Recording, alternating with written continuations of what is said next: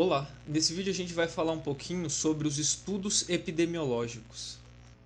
O objetivo desse vídeo é abordar basicamente dois tópicos. Ao longo do vídeo a gente vai falar o que são os estudos epidemiológicos, da definição, e na segunda parte a gente vai falar como são classificados os estudos epidemiológicos e quais são os tipos de estudos epidemiológicos, uma breve abordagem sobre os estudos epidemiológicos. Os estudos epidemiológicos, também conhecidos como estudos populacionais, são aqueles estudos cuja finalidade é descrever ou caracterizar o processo saúde-doença. Ou seja, o que a gente quer dizer quando a gente fala caracterizar o processo saúde-doença? A gente quer saber o que acontece, o que ocorreu nesse meio tempo em que o indivíduo saudável se tornou um indivíduo doente. Por que aconteceu isso? O que aconteceu? O que esse indivíduo saudável fez que pode ter influenciado para ele ficar doente? Bom, agora que a gente já tem uma ideia do conceito de estudo epidemiológico, a gente parte para a classificação. A classificação dos estudos epidemiológicos é um ponto controverso. Por quê? Porque cada autor vai dando a sua classificação e fica um negócio meio confuso. E o objetivo da classificação não é confundir a cabeça de ninguém. O objetivo da classificação é agrupar os tipos de estudo epidemiológicos mais semelhantes para ficar uma forma mais didática na cabeça dos alunos. Então, aqui, quanto à classificação, a gente vai ter três tipos de classificação e são classificações independentes entre si.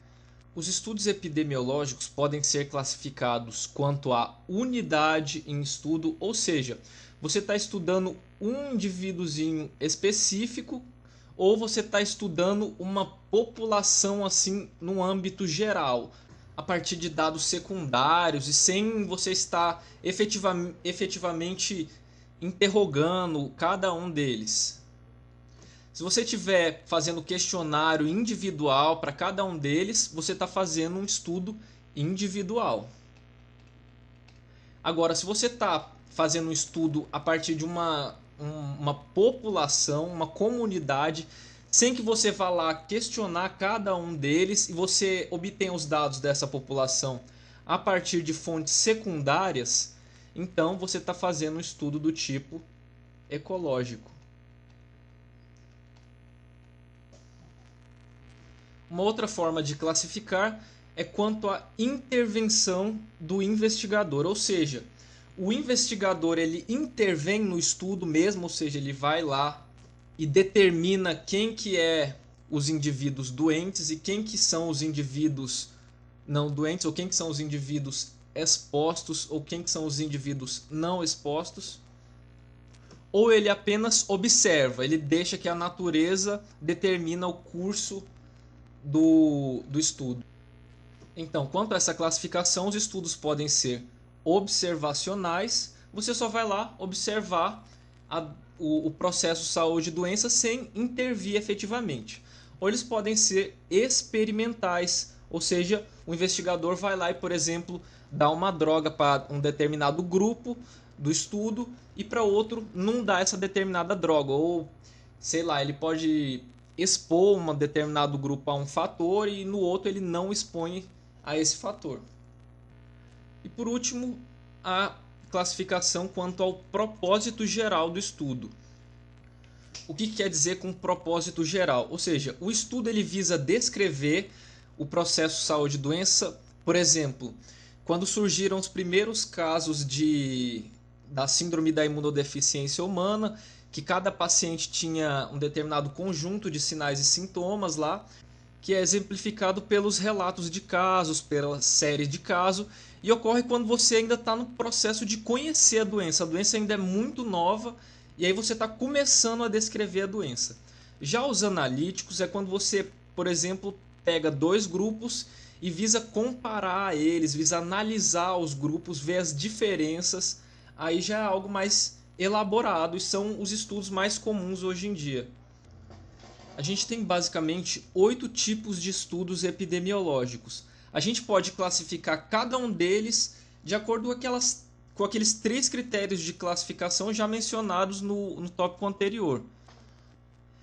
Bom, o primeiro e o segundo estudo aqui é o relato de caso e a série de casos, são estudos muito parecidos. A diferença é que relato de caso você vai pegar um caso específico e vai descrever toda a história, vai falar desde o começo o que aconteceu, a semiologia, os exames e a evolução do paciente. Aqui fica bem claro que o relato de caso entra naquele critério de classificação como sendo um estudo descritivo.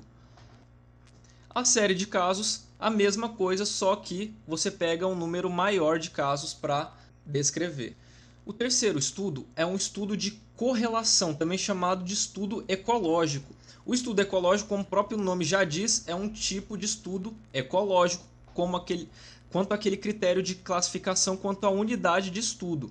Aqui você vai estudar as comunidades ou populações de forma indireta, ou seja, você não vai perguntar para cada um deles o sexo, idade, todas as informações que você queria achar.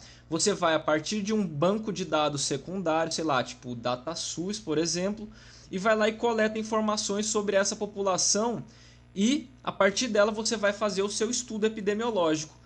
Vai analisar as variáveis e a partir dessas variáveis você vai poder formular hipóteses. O quarto tipo de estudo é o estudo transversal, ou também chamado de estudo seccional.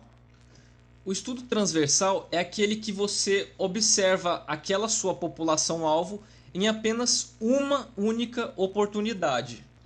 Usando outras palavras, o estudo transversal é aquele em que uma única oportunidade você coleta simultaneamente a variável independente e a variável dependente na população-alvo. Agora vamos explicar melhor o que é variável independente e variável dependente. Um parênteses aqui. Aqui fica fácil entender se você usar exemplos. A variável independente é aquela variável independente por si mesmo e corresponde ao fator causal suspeito. Vamos dar exemplos aqui. Tabagismo. Tabagismo, a gente sabe que é um fator causal para câncer de pulmão. Nesse caso, o tabagismo vai ser a variável independente, ou seja, é o fator causal. Já a variável dependente seria a doença propriamente dita ou a condição final. No exemplo dado, seria o equivalente ao câncer de pulmão, ou seja, é aquela variável que depende de um fator causal para aparecer, por isso o nome variável dependente. Pelo fato do estudo transversal coletar essas informações de uma forma simultânea, ele também é conhecido como estudo seccional. Por quê? É como se você tivesse aqui a linha do tempo e de repente você pegasse aqui um pontinho de todas essas pessoas e coletasse todas essas informações. É um corte aqui, é uma fotografia da linha do tempo dessas pessoas. Tá, mas por que eu expliquei tudo isso sobre o estudo transversal, usei essa linha do tempo como exemplo? Porque isso vai ser útil aqui para explicar a coorte e o caso controle. No caso da coorte, a gente vai escolher a nossa população com base na variável independente. No caso do nosso exemplo, seria lá o tabagismo. A gente escolhe as pessoas que já fumam e a gente vai acompanhar essas pessoas ao longo do tempo até a gente esperar o desfecho. No caso, seria o câncer de pulmão. Já no estudo caso-controle, a gente vai escolher a nossa população com base na variável dependente, ou seja, no desfecho, que no caso do exemplo seria o câncer de pulmão. A gente vai escolher previamente pacientes com câncer de pulmão e pacientes sem câncer de pulmão e a gente vai comparar essas duas populações. Só que a gente vai voltar no passado deles, a gente vai contrário à linha do tempo. A gente vai investigar o passado deles, saber se eles fumaram antes, saber por quanto tempo ele fumou e esse tipo de informação. Já o ensaio clínico é um estudo tipicamente experimental ou de intervenção. Por que isso? Porque é o próprio investigador que vai determinar quem é exposto e quem não é exposto. Ou seja, você vai lá, escolhe uma determinada população para começar o estudo E aí você vai lá e fala, não, esse daqui eu vou dar o fármaco, ou seja lá o que for, esse daqui eu vou dar, esse daqui não vou dar, esse daqui eu vou, esse daqui eu vou. Ou seja, você está selecionando o grupo de expostos e automaticamente está selecionando o grupo de não expostos. Você está determinando quem que vai ser exposto e quem não vai ser exposto. Diferente da coorte, do caso controle e do transversal. E por último, a meta-análise. A grosso modo, a meta-análise é quando você vai lá na literatura, vai na ferramenta de busca lá no PubMed, na Cielo, pesquisa vários estudos que já foram feitos e analisa esses estudos de uma forma geral, tendo uma vista de cima, assim. E a partir da análise de todos esses estudos em conjunto, você vai tentar chegar a alguma conclusão que talvez não fora conseguida em cada um desses estudos individualmente. Bom, é isso aí, galera. Essa é a primeira parte do assunto de estudos epidemiológicos. É só para ter uma breve noção geral dos estudos. Espero que tenham gostado da explicação. E é isso aí. Valeu, falou, até a próxima.